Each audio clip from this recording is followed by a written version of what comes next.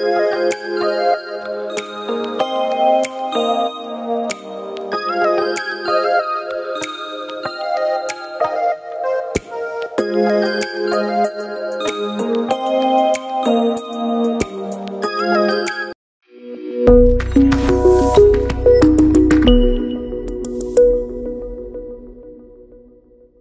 And welcome to another video of my YouTube channel.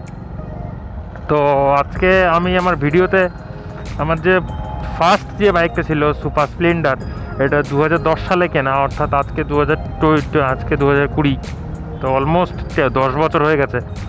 तो 10 बछर बाइकटा चालानोर परे किरकम पारफरमेंस दिच्छे किरकम कि बा 10 बछर परे बाइकटा केमन चलछे तो सेई निये आज एक भिडियो बानाबो।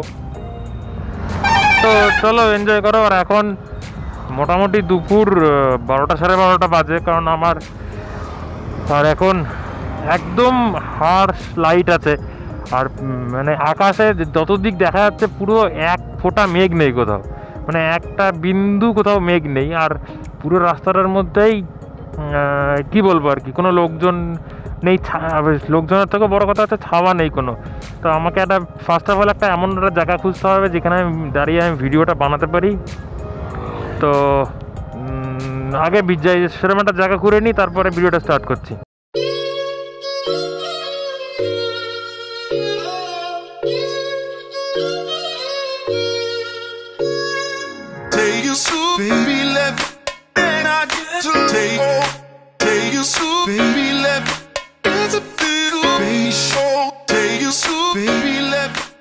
তো অনেক খোঁজাখুঁজির পরে এই যে আমাদের যে মেন মানে স্টেট হাইওয়ে যেটা আছে এই হাইওয়ের পাশে আমি ব্লগ করতে এসেছি। তো হাইওয়েতে কোথাও দেখতেই পাচ্ছ যে এখন দুপুরবেলা 1টা-1.5টা বাজে। তো কোথাও নেই ছাওয়া নেই, কোথাও ছাওয়া নেই। আমি অনেক খোঁজার পরে একটা ছোট্ট জায়গায় এই যে এই গাছটা আছে এখানে, এই গাছটার নিচে একটা এখানে ছাওয়া আছে, এই জায়গাটা দাঁড়িয়েছি সেফ পজিশন বুঝে একদম রাস্তার কোনায় এসে। তো চলো আর দেরি না করে স্টার্ট করি। সেটা হচ্ছে যে 10 ইয়ার্স ওল্ড আমার যে বাইকটা আছে 10 ইয়ার্স ওল্ড এইটা আমার সুপার স্প্লেন্ডার। এই সুপার স্প্লেন্ডার বাইকটার বয়স 10 ইয়ার্স হয়ে গেছে। 2010-এ কেনা, 2020 এটা। তো অলমোস্ট 10 ইয়ার্স ধরে বাইকটা 55,146 কিলোমিটার চলেছে। 55,146 কিলোমিটার টোটাল রান করেছে বাইকটা। তো বাইকটা এখনও অবধি এই যে ফ্রন্টের যে হুইলটা আছে, ফ্রন্টের যে টায়ারটা আছে, রিয়ার টায়ারটা দুটোই চেঞ্জ করা, কিন্তু ফ্রন্ট টায়ার যেটা আছে সেটা আমি 1 বছর আগে চেঞ্জ করেছি। অর্থাৎ স্টক যে টায়ারটা ছিল সেই টায়ারটা 9 বছর চলেছে। আর এই যে রিয়ার যে টায়ারটা আছে এই রিয়ার টায়ারটা আমি 3 বছর হলো চেঞ্জ করেছি। অর্থাৎ স্টক রিয়ার টায়ারটা 7 বছর ধরে চলেছে। ফ্রন্ট টায়ারটা 9 বছর, রিয়ার টায়ারটা 7 বছর, মানে খুবই অনেক লং টার্ম চলেছে। আর এত কিলোমিটার চলার পরেও বাইকে যে তার আগে একটা কথা বলে দিই, সেটা হচ্ছে আমি যখন বাইকটা কিনেছিলাম তখন বাইকে দুটো অপশানে অ্যাভেলেবেল ছিল। অর্থাৎ একটা হচ্ছে রিং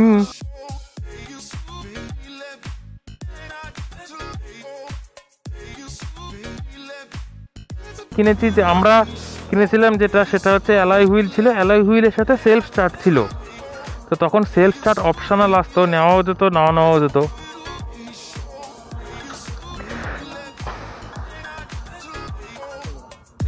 এখানে দাঁড়াবে না, আমি একটা ভিডিও বানাচ্ছিলাম।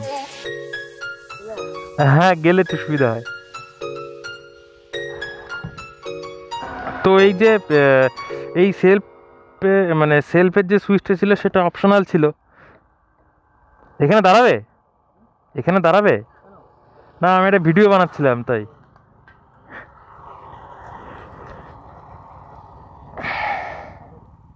হ্যালো। হ্যাঁ, তো অ্যালয় হুইল দিয়ে আর সেলফ দিয়ে অপশনাল যে সুইচ মানে বাইকের যে মডেলটা ছিল সেই মডেলটা আমরা কিনেছিলাম। তো 2010 অবধি একটাই ড্রব্যাক আছে যে জিনিসটার, একটাই ড্রব্যাক আছে বাইকটার, কোনো কিছু নেই, সেটা হচ্ছে পেছনের ইন্ডিকেটার বহুবার ভেঙে গেছে। অর্থাৎ কিছু না হলেও 5-6 বার পেছনের ইন্ডিকেটার ভেঙে গেছে। পেছনের ইন্ডিকেটার এখনও দেখা যাচ্ছে এইখানে যে সিল করা যে প্যাকটা, সেই প্যাকটা লাগানো আছে। পেছনের ইন্ডিকেটারটা জানি না কেন অনেকবার ভেঙেছে। আর সামনের যে দুটো ইন্ডিকেটার আছে সেই দুটো ইন্ডিকেটার স্টক, সেই দুটো ইন্ডিকেটার চেঞ্জ করা হয়নি। তো আমি একবার পেছনে এলইডি ইন্ডিকেটার লাগিয়েছিলাম, কিন্তু এলইডি ইন্ডিকেটারে মানে খুব একটা ফল হয়নি, আবার ভেঙে গেছিলো। আর একটা ব্যাপার, সেটা হচ্ছে 55,000 কিলোমিটার চলার পরেও বাইকটা এখনও অবধি 60 হাইওয়েতে 60 আপ মাইলেজ দেয়, আর সিটিতে 55+ বা 60-র কাছাকাছি মাইলেজ দেয়। খুবই মানে ভালো পারফরমেন্স আর কি।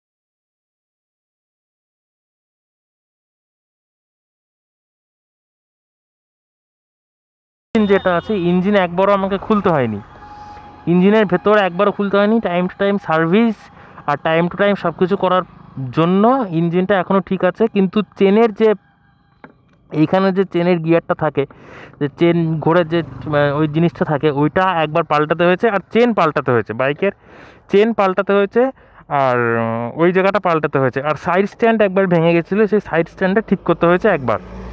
তাছাড়া বাইকে এমন কোনো মেজর কিছু হয়নি যেটার উপর আমাকে ঠিক করতে না, এটা তো আর কিছু হয়নি। এইখানে একটা জিনিস আমি কোম্পানির থেকেও পাইনি, সেটা হচ্ছে মাডগার্ড, যেটা মাডগার্ডটা পরে ফিক্সড করা হয়েছে। মানে মানে কোম্পানি থেকে কি বলেছিল, এখানে যে ওয়াশারটা থাকে সেই ওয়াশারটা কোম্পানিতে নাকি পাওয়া যায় না আমাদের মাডগার্ডের।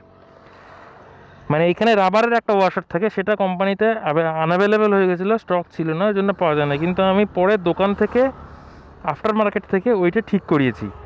আর বাইকটা যেহেতু টিউব দেওয়া বাইক একটা অ্যাকচুয়ালি, মানে টিউবলেস না, ওই জন্য লিক হওয়ার ভয় থাকে, এবং লিক অনেক বড় হয়েছে। টায়ার টিউব মানে দুইখানা টায়ার 9 বছর চললেও, দুইখানা টায়ার যে স্টকে, পেছনেরটা 7 বছর আর পরেরটা 9 বছর, তো সেটা ছিল টিউব মোটামুটি কিছু না হলেও 10-12 বার চেঞ্জ করা হয়েছে, তার বেশিও হবে, হয়তো কম হবে না।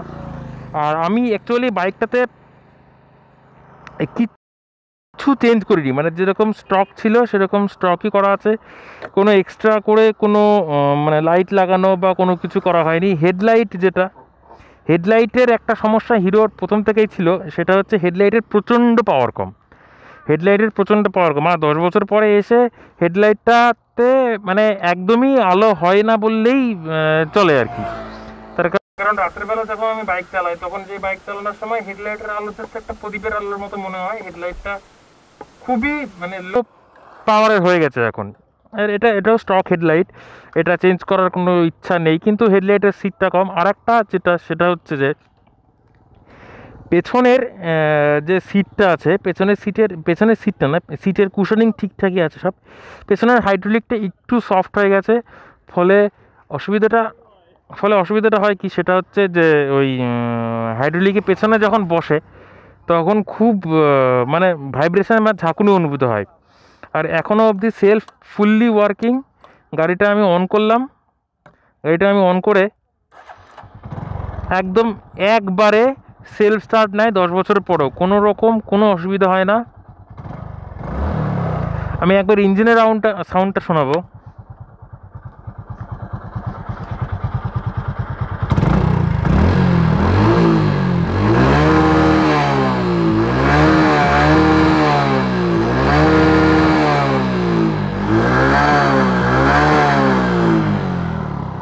তো আফটার 10 ইয়ার্স পরে যে ইঞ্জিনের সাউন্ডটা এখনও অবধি আছে, সেটা খুবই মানে একদম ফার্স্টে গিয়েছিল সেই দিক দিয়ে আছে। গাড়ির পারফরমেন্সে মানে কোথাও কোনো রকম কোনো অসুবিধা হয়নি। জাস্ট আমরা গাড়িটা ঠিকঠাক সার্ভিসিং করেছিলাম, খুব একটা হাইফাই মেনটেন্যান্স করিনি, নর্মাল মেনটেন্যান্সের ওপরই ছিল। শুধু ইঞ্জিন অয়েল যেটা আছে সেটা হচ্ছে যে ওই টাইম টু টাইম আমরা চেঞ্জ করতাম। তো ইঞ্জিন অয়েল যে টাইম টু টাইম চেঞ্জ করার ফলে, ইঞ্জিন অয়েল চেঞ্জ করার জন্যই শুধুমাত্র এখনও অবধি ইঞ্জিনটা এত ভালো আছে। আর যে জিনিসগুলো দেখা যাচ্ছে সেগুলো পুরো স্টক, কোনো কিছু চেঞ্জ না, সব একদম নর্মাল। আর একটা জিনিস, সেটা হচ্ছে এই জায়গাটায় একজন এসে ধাক্কা মেরে এটা ভেঙে দিয়েছে। এই জায়গাটা কিছু করার নেই, জাস্ট এটা একটা ফল্ট। তাছাড়াও সব একদম ইজি।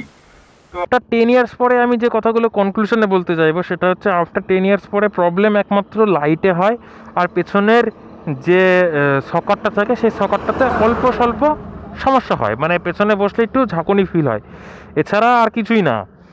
আর এখনও অবধি গাড়ির self, engine sound, performance, long ড্রাইভে যদি যাওয়া যায়, কারণ এই গাড়িটা মোটামুটি পার ডে কিছু না হলেও 40 থেকে 50 কিলোমিটার চলে, প্রতিদিনই চলে 40-50 কিলোমিটার, তো লং রাইডে খুব অসুবিধা হয় না। কিন্তু সমস্যা একটাই, সেটা হচ্ছে ওই যে টিউবলেস টিউব দেওয়া টায়ার। এবার সেটা একটা ভয় থাকে যে যদি কোনো সময় টিউবটা মানে হয়ে যায় আর কি, লিক হয়ে যায়, সেখানে আমাকে মানে হাতের কাছে কোনো অপশান নেই, এটাই হচ্ছে কথা না।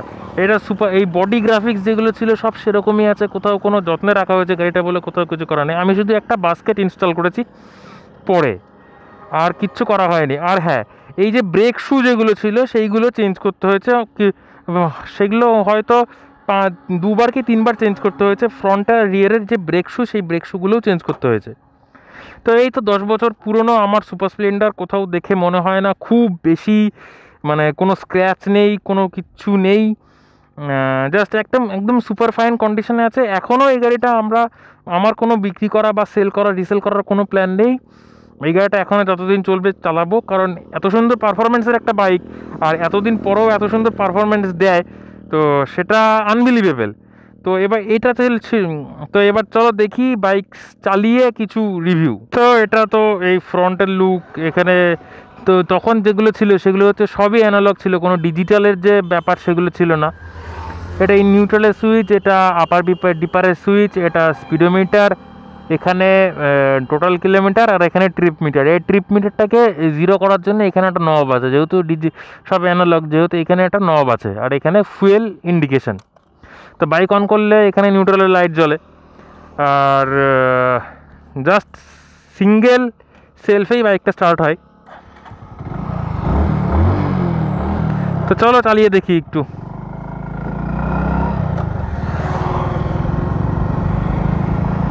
তো এই তো আমার সুপার স্প্লেন্ডার খুব স্মুথলি চলে, জাস্ট গিয়ার রেশিও ঠিকঠাক দিলে কোনো রকম ভাইব্রেশন হয় না। আপ টু 60 কিলোমিটার নাথিং, কোনো ভাইব্রেশন হয়। কিন্তু এখনকার বাইকে যেগুলো হয় সেগুলো হচ্ছে সিটগুলো একটু মানে যে কমিউটার বাইকগুলো আছে সেগুলো সিটগুলো একটু চওড়া হয়, আর সিটগুলো চওড়া হওয়ার জন্য সেখানে বসে একটু আরাম ফিল হয়, আর এই সিটটা একটু সরু, ওই জন্য যে মানে কমফোর্ট জোনটা, সেই কমফোর্ট জোনটা একটুখানি মানে মানে সেইভাবে কমফোর্ট পাওয়া যায় না আর কি। জাস্ট এইটুকুই ব্যাপার, এটা কোনো ফল্ট না বা কোনো কিছুই না, এটা সিটগুলো সরু। আর আমার যে বাইকটা আছে শাইন এসপি, তো সেই বাইকটাতে সিট খুব চওড়া থাকার জন্য কমফোর্ট ফিল হয়, ওই জন্য আমার এটাতে বসে একটু মানে সরু সরু ফিল হচ্ছে সিটটা, মানে বসে সেই অনুযায়ী সেই লেভেলের কমফোর্টটা নেই।